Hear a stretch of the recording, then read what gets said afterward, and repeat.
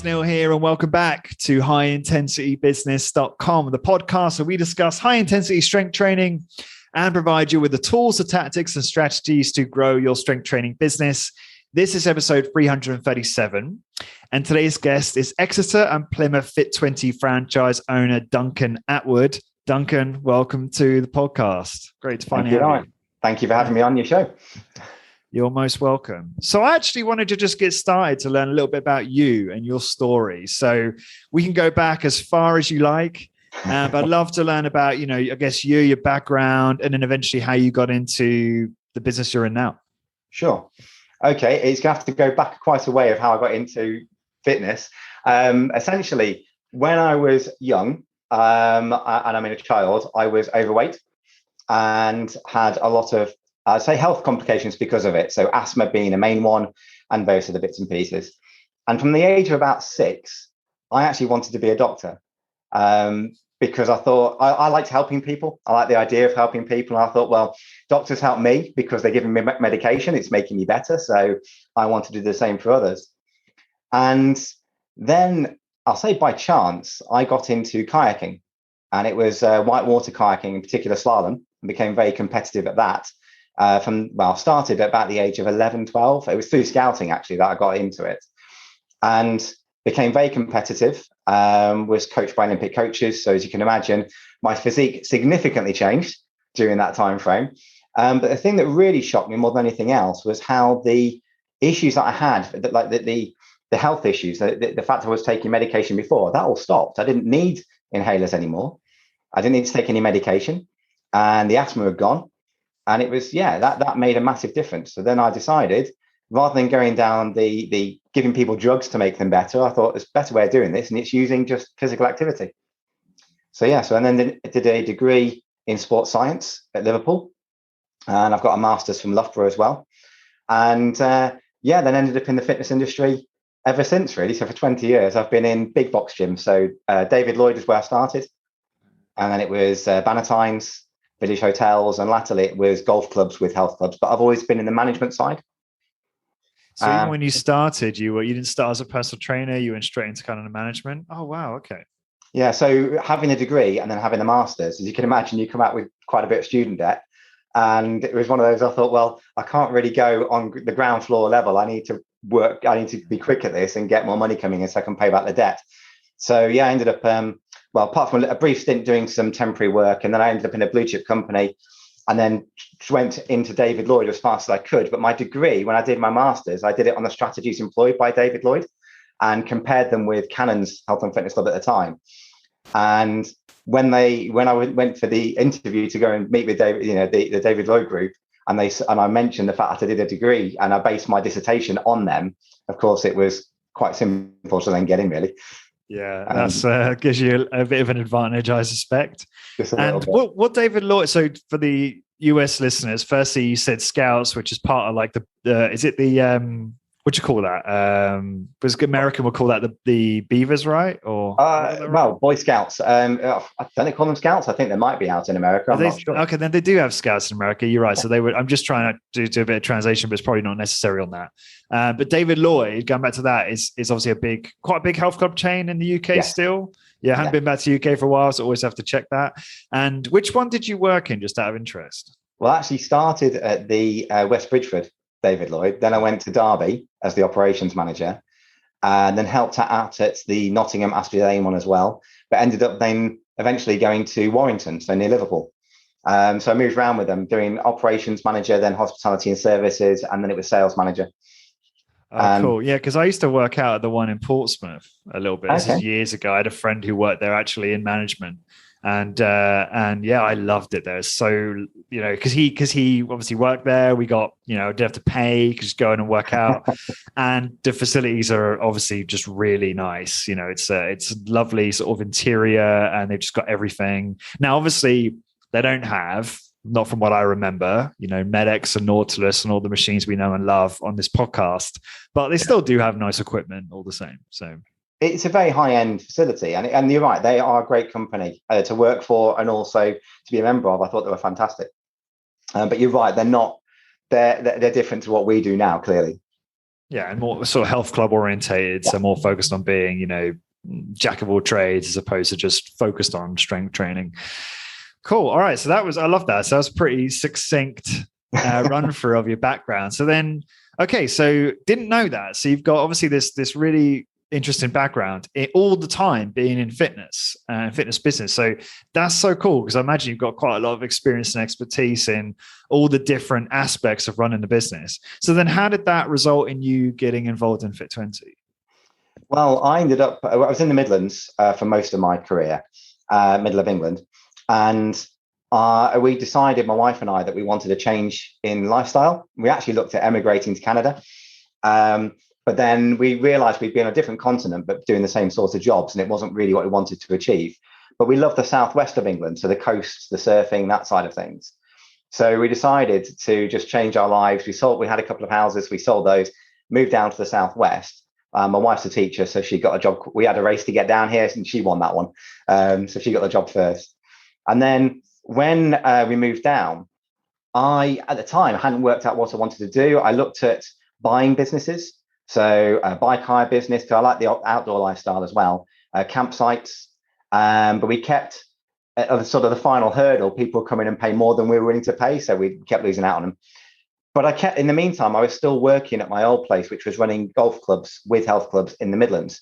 And they were just putting me in hotels because they hadn't got anybody to replace me either. So I just kept that going. And we mentioned, before this, BNI.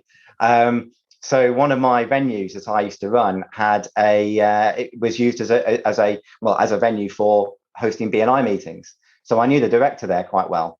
And on one occasion, he spoke to me and said, have you thought about what you want to do when you move down south? And I was like, I haven't really worked it out yet. I've got a few ideas. And he said, well, I've got something that might be of interest to you. Next thing you know, I'm talking to Niri Patel, who's the master franchiser for Fit20 in the UK.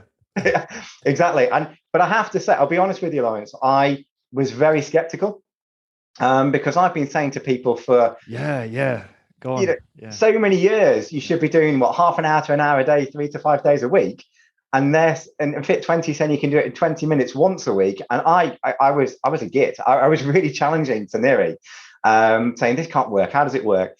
And everything he came back with, and it was brilliant. And I went away, did all the research, because as I say, I've got a degree, I've got a master's as well. So did all the research and the science, and it's bang on the money. I was like, how on earth do we not have this at the moment in the UK? Can I just stop you there for a second? This is fascinating to me because this is the challenge I think a lot of us face every single day, is talking to individuals who are skeptical, which damn right they should be. We should all be skeptical. We shouldn't be just accepting information at face value. And I'm just very curious. I know it's really going to be challenging for you to remember this, but do you remember how that conversation went with Niri? Because Niri says, "Oh, we got this, franchise, this fitness concept. It's just 20 minutes a week." And then you're like, "Well, that doesn't make any sense because you should be exercising half hour a week, or half hour a day." Like, can you remember how that conversation went? Because I'm curious, because obviously Niri didn't turn you off, because you can imagine, right? A lot of people in high intensity training can be quite dogmatic, quite opinionated, and can turn people off very quickly. Whereas Niri's far more softly approach to him. So I'm wondering if that's made it a bit more receptive. But can you remember that? Essentially, he wasn't fazed by the questions I was asking. It was, as if he'd heard it before, which clearly he must have done many times.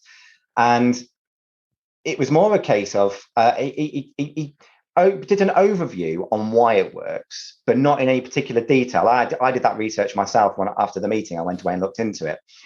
But more to the point, he said, just come and have a go. And went next door, and I had a go at training. And I turned up in a suit because I wore a suit every day for work, because I was in management. I always have been.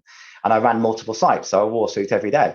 So I turned up in my suit there, and I just took my jacket off, put it on the side, did the training. And I can remember only doing, I think it was 2 exercises. It was the chest and lats. And I was just like, oh my God, how I felt just after 2 exercises. I thought, I haven't felt that, for years, not in that intensity. I thought there's a lot to this. So I wouldn't say I was sold at that point though, but it certainly, my mind was opened by it. Let's put it that way. The bit where the light bulb moment, the bit that made me go, that's it, I'm in, was I actually asked to go back after I'd done the research on the company and the style and what have you. I went back to them and said, look, I want to spend a day talking to your members, your customers that are coming through the door, because I just wanted to see why they did it because of how I felt. And I should know better, let's face it, because I'm well educated in what we do. I thought this is obviously something that people are going to struggle to get their head around. So I went and spoke to a few of their members, and it was a couple in particular that really just sold me on it and the story they told me. And if you don't mind, I'm happy to share that. Please do. Yeah. So essentially, it was a gentleman there with his wife, and I said, "Look, why did you come when you heard about Fit 20?" He said, "Well, I'd had a really bad period of flu, and it had knocked me for 6. I used to play golf. I couldn't anymore properly. I used to carry clubs. I'm now in a buggy. And even then I struggled to do 18 holes.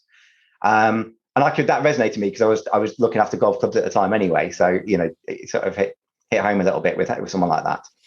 I said, okay, but why do you do it? He said, because it just sounded something different. I thought, I've had the medication with doctors. I've rested, but I'm still not right. I've got to give something a go. So I thought I'd try it. Okay. And how are you now? And he said, well, I'm not just going around in a buggy or with a trolley. I can carry the clubs and I can do 18 holes. And I thought, that's a massive change. Okay, so why do you still do it? Because it had been a significant period of time he'd been there for. And I can't remember the time scale.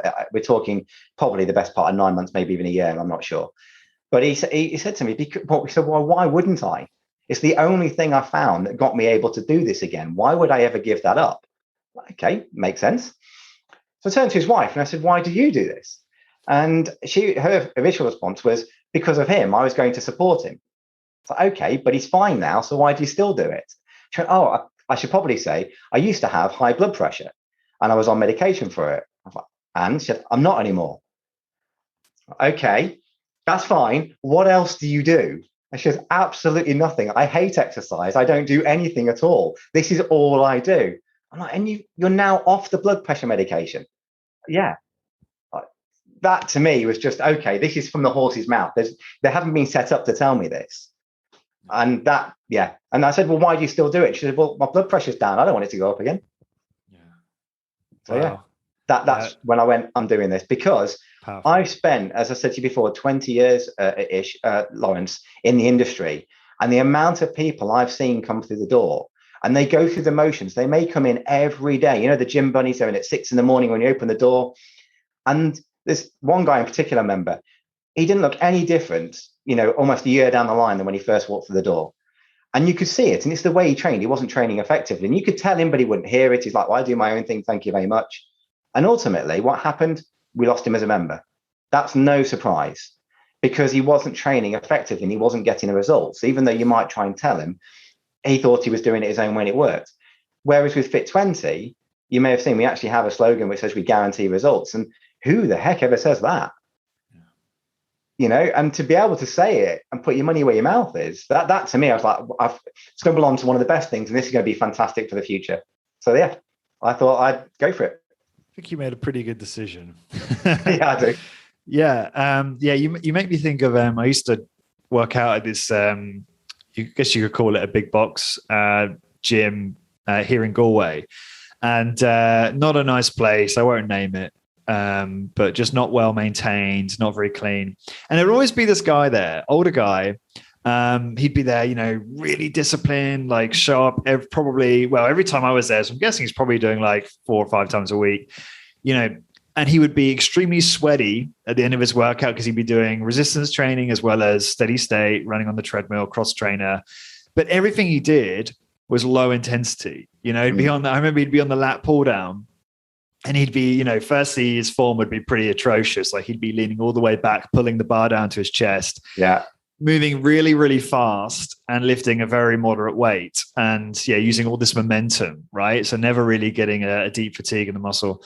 And that would be the same across this whole workout. So I'd see him, again, didn't really change his body shape, actually had too much body fat, but was always drenched in sweat, and I just thought that was quite funny because obviously that's the total antithesis of Fit 20.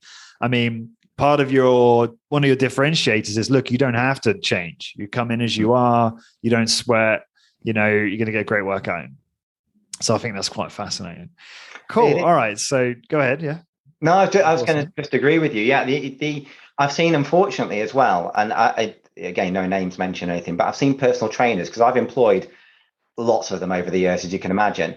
And so many just go through the motions, and it's a bit like, they push you for the 45 minutes or an hour they've got you, get you sweating and breathing out your backside, pushing you hard, but it's not really getting the result because, as you say, the intensity isn't right. And I wouldn't say it's any fault of them. That's what they think is the right thing to do. But I'll say, stumbling onto what we found with Fit20 and the science behind it, oh my goodness, it's a game changer.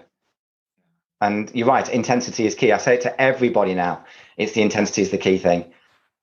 So, and when you were doing the research, where do you remember where you started? Like, what were you Googling when you were doing? Because obviously you've got an academic background. You probably know how obviously read scientific journals quite well. You know where to go. So can you talk a little bit about that? The main place I went to, actually, I took out all my university books, because I've kept them all. So McArdle, Catch and that lot, the anatomy and physiology books.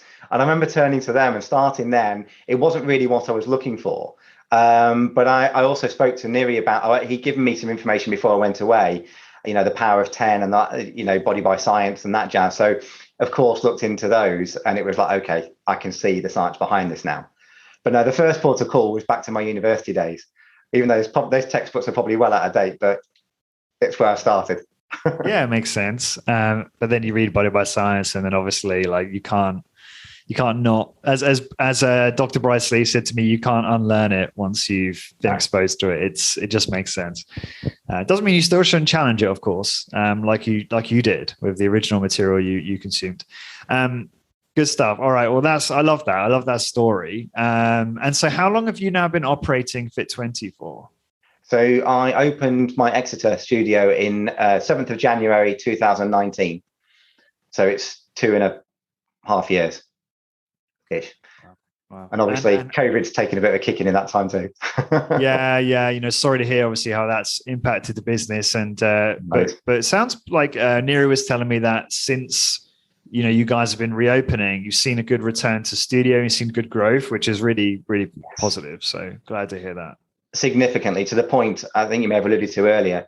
I'm looking for the second site, and in fact I was doing that this morning, is looking for a location for a second studio, because we've grown to the numbers where I could comfortably go and do it. And that's, congratulations on that. That's really exciting. So with that in mind, I'm just curious, what are you seeing in terms of like the needs, the goals, what's driving the interest, what's driving the growth? Is it simply that we've reopened studios so people can work out again? Maybe they missed working out during COVID, they missed working out at a studio. Are you seeing more of a focus around, I want to improve my immune system, or the myokine research that shows how good strength training is for that? Like, I'm just curious, are you seeing a different response from the consumer this time around versus before that's responsible for that growth? I wouldn't say not in the detail you were talking about there, like myokines and that type of thing. No, because people generally don't know that. Don't get me wrong, I'm happy to talk about it, and I do tell people when they ask, but I find if you lead with that, it's blinding them by science, and they just 100%. Can't get their head around it. So no. But what I had, when we were in the lockdown situation, I remember doing a few little videos that I put on our social media, so Facebook and what have you, basically saying things like, when we were locked down, there was only one of, 4 reasons you could leave the house, and one of them was to exercise. And I was like, well, if you never knew that exercise was important, surely they should tell you now that, one of the only reasons you're allowed out is to do it. So make sure you are, and if you haven't been, you've got to turn it on and do something. And I think with a lot of people, they realize that it's one of the things that was causing, or it had an effect on the illness, and who's catching it and who's suffering particularly badly from it. It's those that don't have, good health. And it's often linked to lack of exercise or poor nutrition as well. But so I think people have become a lot more understanding of their limitations, and understanding they need to go and get support with it.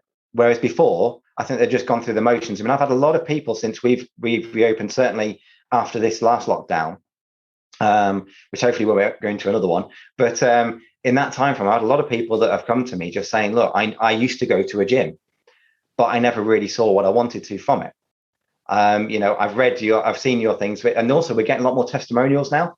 I think just as a group as well, Fit20 as a group, as well as just my site. And there are a number of people that say to me, I've read the testimonials, or I've read your reviews, and I just can't believe that you're getting that. So I want to have a go. And of course, they come through the door and they generally join. The rest is history. Yeah. And are you, the testimonials, are you driving those? As in, are you asking for those, or are they just happening organically? Like, how's that working? Bit of a mix either way. I'm not the best, I have to say, on social media. I'm not the best at asking for testimonials. In my life, I think I've generally been the type of person who, I just do my thing. And if I get recognized for it, that's fine, but I don't need to look for it. It's like the sports I've done in the past. Yes, I competed at a high level, but I always took it. That was for me. I wasn't doing it for anybody else. So I generally leave people to do it. Having said that, we mentioned Neri and the head office team with Fit20. They do give you encouragement to go looking for it. And I've started certainly in the past few months asking members actively to go and talk about us, let people know what you're feeling, and the way it was sort of pitched to me was that we're almost doing people an injustice by not telling them. Because, would that person have joined without reading that testimonial? If the answer is no, well, that's not really been fair on them. You didn't give them the opportunity to learn it. I thought, okay, that's a really good way of thinking about this and realizing it helps more people by getting the testimonials. That's a great reframe. You made me think of I do a happy hour every month and Hit Business membership where we get members on a Zoom call. And we all just talk shop and we help each other with different business challenges. And there's all sorts of different strength training studio business owners on there.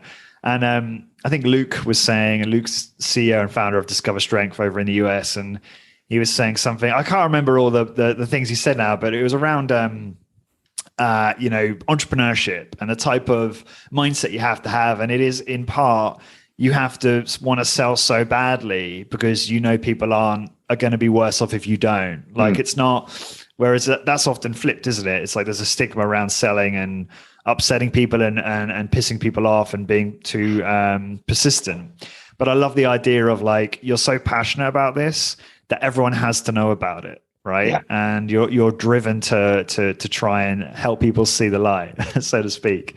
On that, cool. I should probably just say it might help. It's just when it comes to the selling process, when I'm in the studio and we're closing the sale, if you want to call it that, people often ask, about contracts. Now, as franchise owners, it's up to us to decide what we want to do. I don't mind sharing. I don't hold people to any contract. I have on my membership form, it's like a 6-month agreement. But I'm very quick to tell them, look, that's you making a commitment to your fitness for that time frame. I'm not going to hold you to it. But if anyone ever says to me, oh, maybe I'll give it a go for a month and see what happens, my stock answer is, I'd rather not take your money. Honestly, if you're not committed to this, I'm not the place for you. You need to go and look for something else.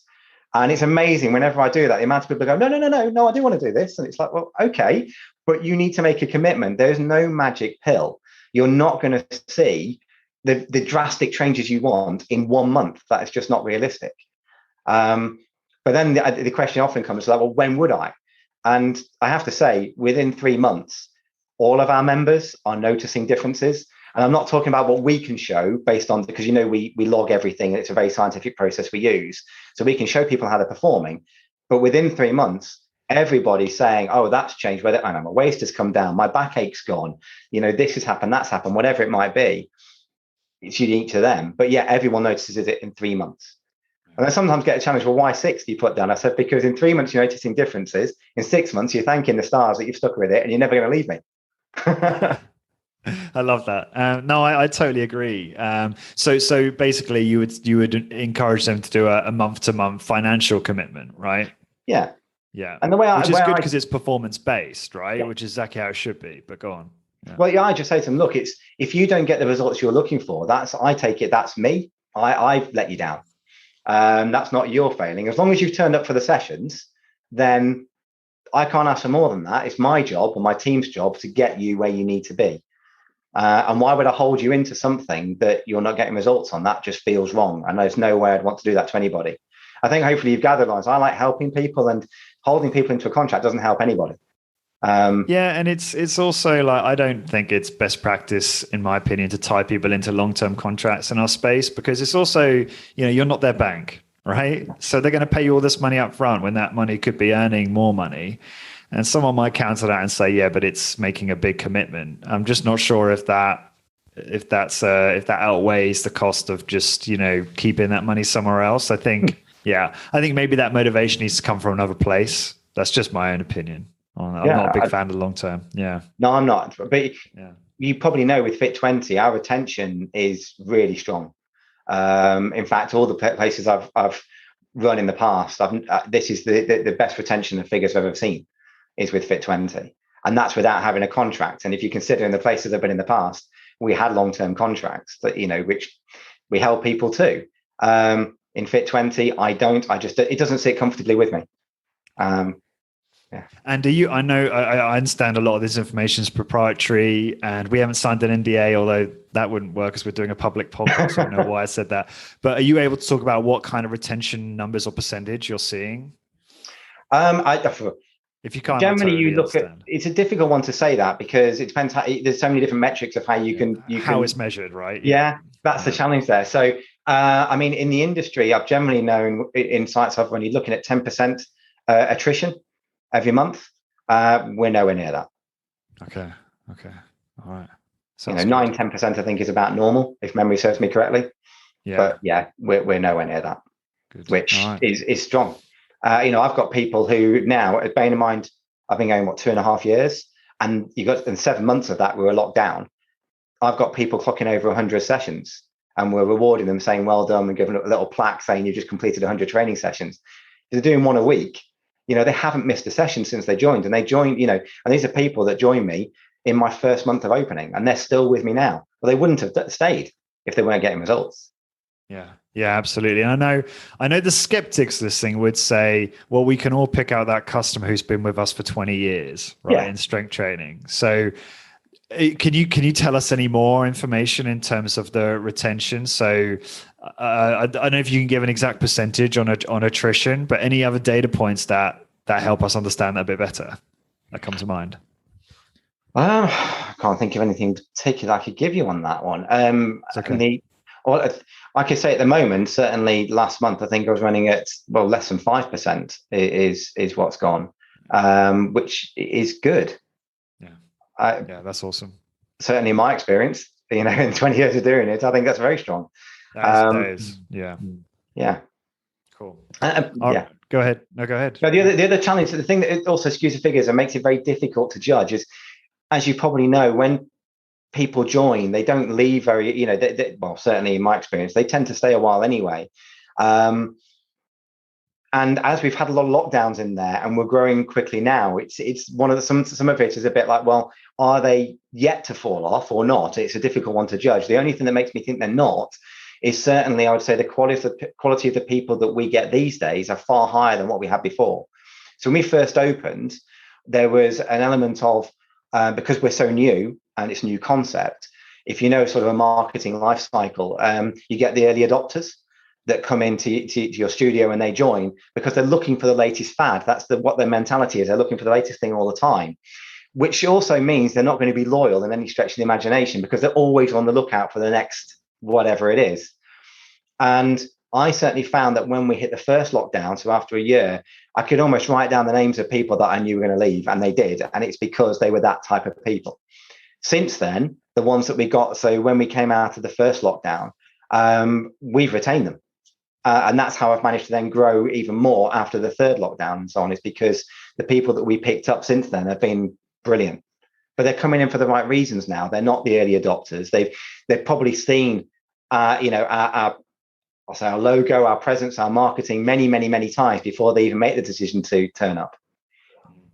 Yeah, this is a really good point, actually. I just want to go a little deeper on this for a moment. Is your early adopters aren't going to be probably members of your target market either. And your target market is those who are going to more likely to be retained over the long term. And that's why they become your target market, right? That's why you target them, because you want more people like that.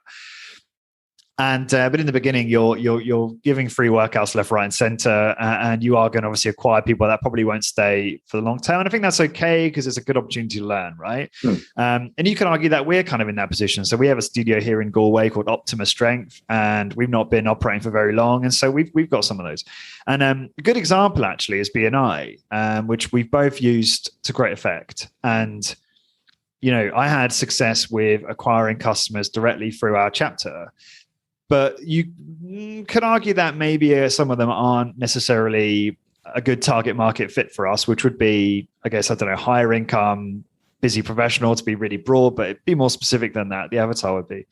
And I sort of said to my business partner, I said, this is great, but this, a large percentage of these, I suspect, will churn regardless of how good a job we do. Right. Yeah. And I'm not being pessimistic saying that. Obviously, I'm going to do everything I can to retain them, but I think it's good to have that kind of, I don't know, perspective on those things. And so when it happens, it's not totally, taking you by surprise, so to speak.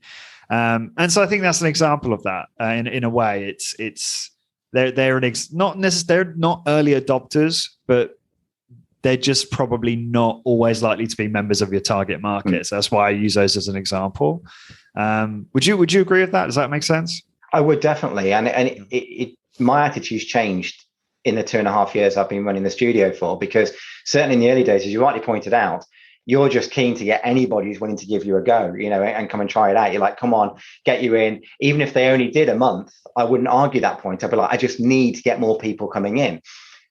But now, as I said, I turn people away I say turn people away. I say to them, you don't do it. Most of them then it's convincing me they actually do want to stay longer than just a month. But anyone who says I'll do it for a month, I said, actually just don't, I don't want your money. It's not the place for you. And I'm willing to do that because I'm not in the early stages of my business. I don't need them to come in to generate an income because, we've got that. What we're doing is getting the right people in for the right reasons. Yeah. And I should also say, just because when I said that about BNI, people are like, well, why am I going to join BNI? People are going to churn. But the point of BNI really is the external referrals, which are incredible when you get those, because then, your BNI chapter becomes, and people might be sick of me talking about BNI, or maybe they're just tuning into this one. So they're like, oh, wow, BNI sounds fantastic. But the point is that your local chapter become like your sales and marketing team. And then once you educate them really well on how to sell your services, they'll find the right people. And we've had some amazing referrals that have become clients. And those will probably be much closer fit to your target market, people that, have no issue around the price, who are easy to retain, who rave on about you to all their friends. Those are the kinds of people you want in the studio, right? As customers. So I'd love to hear, you've done really well, and I'd love to hear more about what you're doing and what you think sets you apart from other fitness businesses, maybe other Fit 20 franchisees. So what if you had to put it down to, I guess, the first 2 or 3 things that come to mind that's really helping you grow this business? Maybe it's lead gen, customer service, marketing, something else. Love to hear it. For me, I'm going to say the number one is I really care about other people and I want to help them. And, you mentioned BNI. I don't mind telling you, I'm actually the president of my chapter. And I've been with them, only just over a year now. So I'm, within my first year of membership, they wanted to have me as the president. And I was surprised at that because I wasn't sure if networking was going to be something I'd even take to at all, because I've never really done it. And the reason I think I've taken to it very well and they've put me in the position I'm now in is because I really care about everybody that's in my chapter. I care about all the people I meet with, for the health and their fitness, clearly, because I'm passionate about that anyway. But I get that in my team as well. So the personal trainers I've recruited, I remember a phrase that one of my old bosses used to say to me, you can't put in what God left out. So I look for the right personality type. If they're the type of person who really wants to help other people and care about other people, that's brilliant. I can train the rest in, but I can't train the personality in. And so all of my team, they really, really care, about everyone. And we talk to each other all the time. And I've even got a list now, I have to say, on the wall of the different people that I network with, and go, if any of you ever come across any of our members, pass a comment about anything that, fits into one of these categories, I can help them. I can actually put them in touch with somebody who can do that job for them, whatever it is. And because I want to help, my team want to help, I think then they really buy into us. And then they stay for the long term, because we're not just vested in taking the money and going through we're getting you fit and we're getting you healthy. I look at lots of different things to do with them. If I can help them in their personal lives, in their business, I will do that. because I love to help people. And so BNI just enables you to do that, basically help people with other aspects. Even more. I mean, when I first started within BNI, because I said I moved down to the Southwest, which is where my studio is, I knew nobody. I had no network. I had literally nothing to draw on. And I ended up, I'd say, getting into BNI, but only after my first year of trading did I get, it was actually after the lockdown, that I decided to go and join BNI.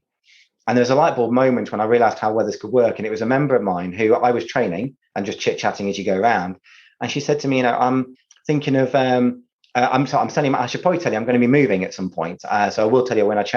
And I said, why are you moving? What are you doing? So I'm selling my house. It's a bit too big for me. I don't need it. And I'm thinking of buying some buy-to-lets. I was like, okay, do you think you'll need help with that?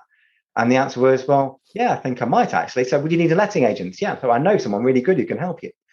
And the next week she's going, oh, they were awesome. Oh, thank you ever so much, Duncan. That was really useful. I was like, do you think you might need maybe a mortgage to do any of this? She said, well, I might need a small one. I know someone who can help you with that too.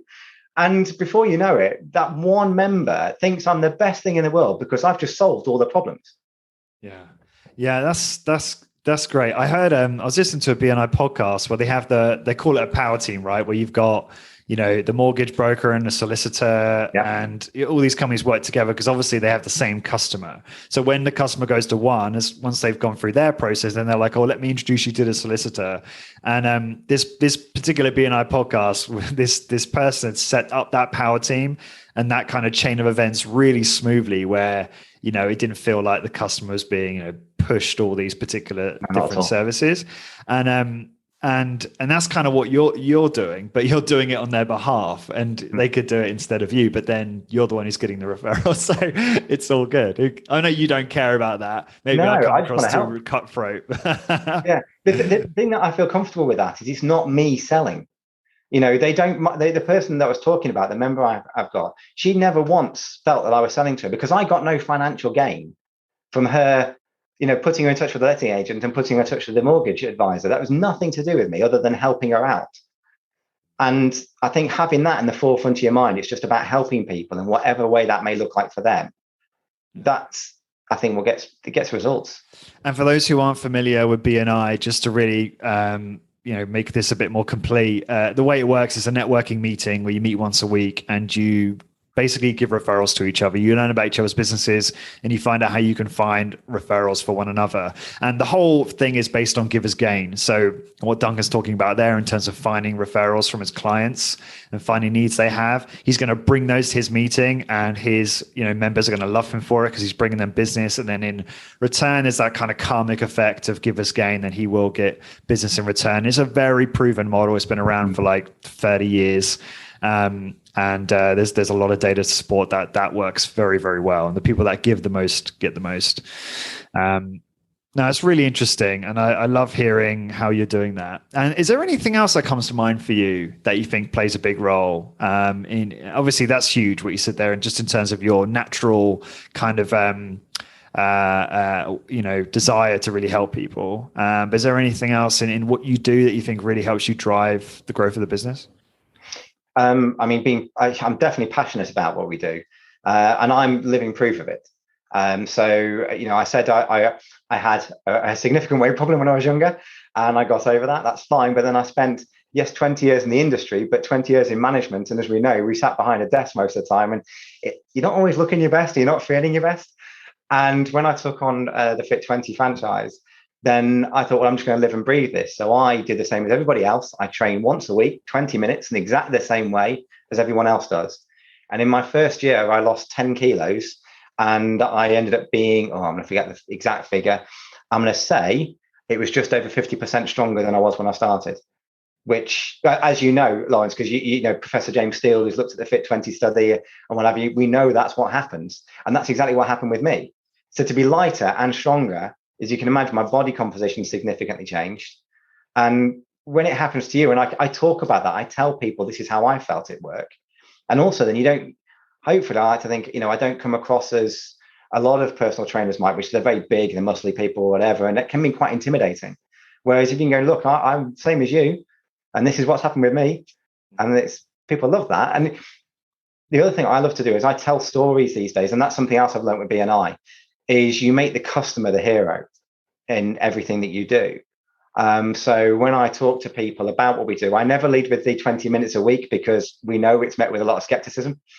But I lead with things like, I've got a member whose blood pressure went down by 20%. Not that we ever measure that. That's what his doctors told him. I've got people that were type 2 diabetic that aren't anymore.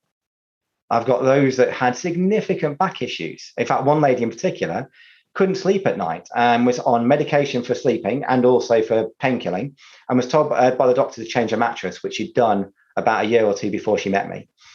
And she came in, she just wanted to improve her overall health and well-being. She said, really, I want to tone up, lose weight. That's what she was focused on.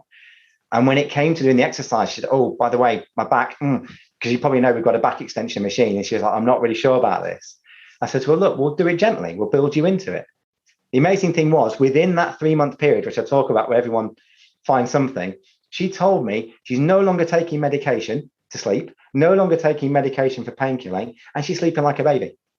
And it's all from our training. And so I love to talk about those, which is like getting testimonials, but I just tell people what others have experienced. Let's spend the next few minutes just talking about this, because this is something I find quite interesting. I'm definitely not as good as you at it. And when you see your clients manifesting these improvements, I sometimes think that, because strength training is so unbelievably profound, right? The benefits are vast, and we have to be very careful as business owners to not just bombard new prospects and clients with all the benefits, because that's the problem with it being such a silver bullet, is you have to almost hold back, because firstly, they don't care about a lot of those benefits for a start. So you really want to focus on only things they care about and the problems they have, as you've been saying.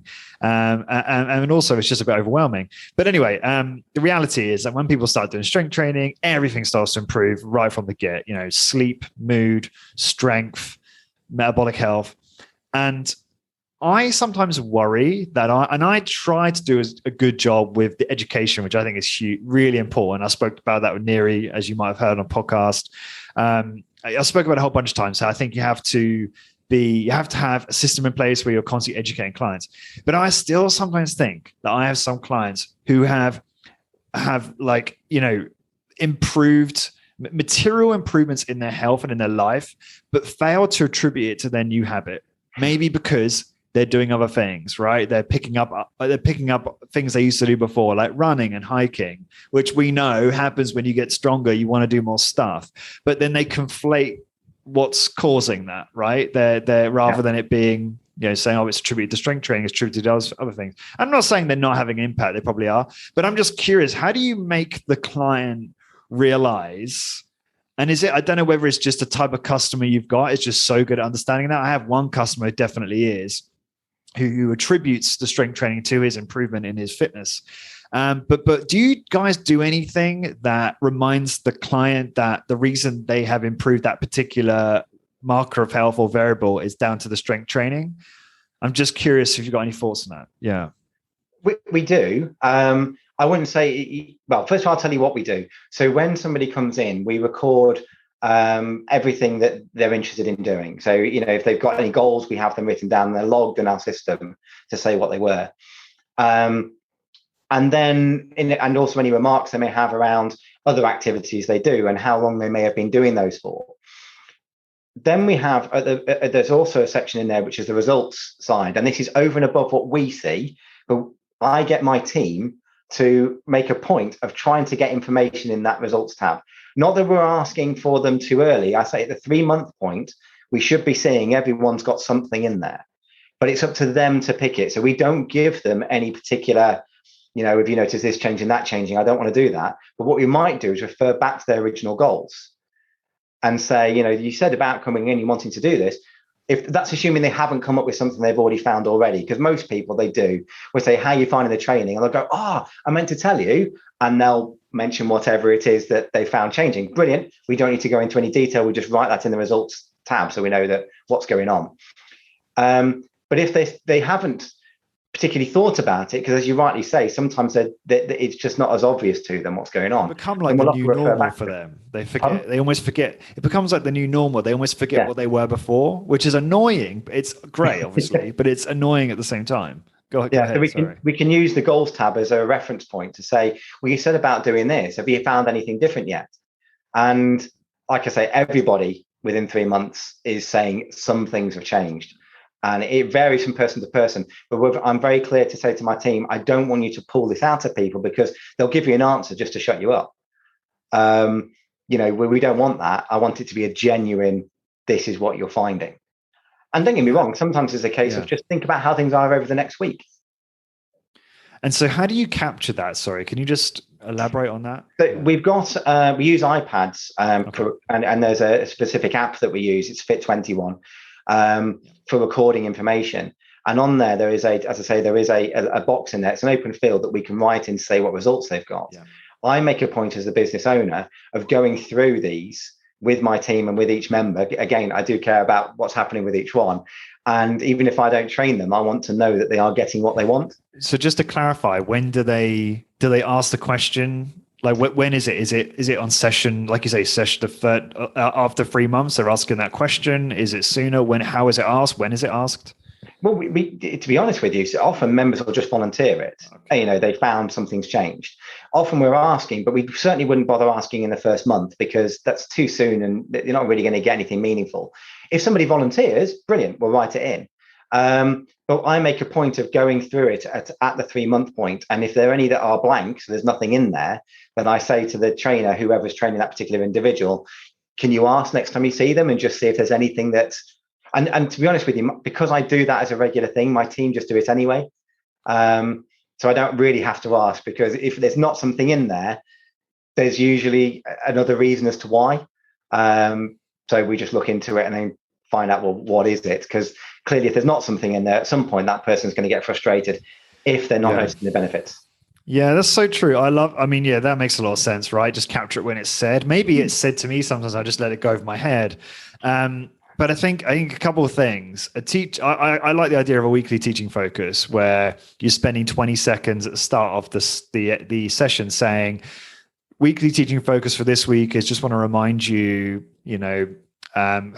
why it's important to find a why behind your workout. So you might say, look, you're going to see improvement straight away in terms of mood and sleep, etc. But you should find an activity where you can practice your strength, and this is something I'm borrowing from Skylar Tanner in one of his education cards. And it's like, pick a recreational thing that you love, and which would definitely be made worse by the fact that you stop strength training in order to keep the habit.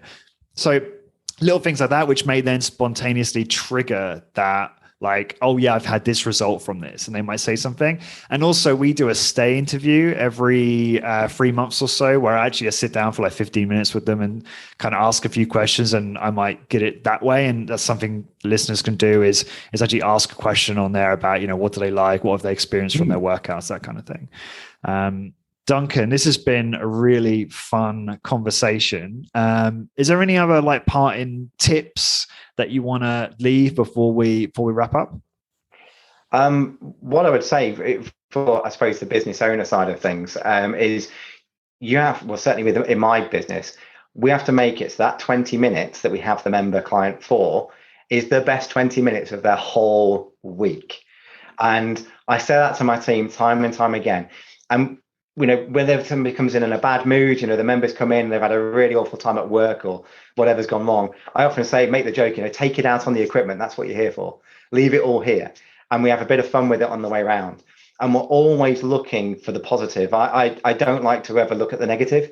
Even if somebody's having a bad time and they come in, I'm not going to do very well today, I'm feeling rubbish. It's like, even if the first exercise wasn't particularly great for whatever reason, we find something to praise, whatever that may be, and focus on that. And the next one, you can build on it. And by the time they leave, they're buzzing. It's like, oh, that was brilliant. I had such a fantastic session. And you've changed your attitude around. And that, for me, is key, because you are not going to want to come back again if you don't leave feeling great. I love that. What a great way. That's a great way to wrap this up. Best 20 minutes of the whole week. I love that. Yeah. That's brilliant. That's really profound. All right. And the best way for people to find out more about you, find out about, the, I guess, employment opportunities with you, but also if they're local and they want to get a workout, like how do they do that? Yeah. So my site's based in Exeter. And For that one, we've got our email address. I'll give you that. It's exeter@fit20, and fit20 is FIT20. So exeter@fit20.co.uk is to email in. Our telephone number, can I give that? Yeah, go for it. Yeah, okay. Sure. I don't mind. 01392 367 039. So that's that. But the easiest way, if they just want to get an overview and also see, because this is all over the place, is for certainly the UK people, go to fit20.co.uk. If you go there, you can then search up my site, any other site, and you can then contact us through the website. So fit20.co.uk. Do you also have the Fit20 subdomain for you? Do you know that off the top of your head? Fit20 Exeter. Okay, fit.co.uk. .co.uk. Yeah, it's as easy as that. Okay. But either way, if you go onto the Fit20 site, you can actually search by studio, and it will take you to our studio site anyway.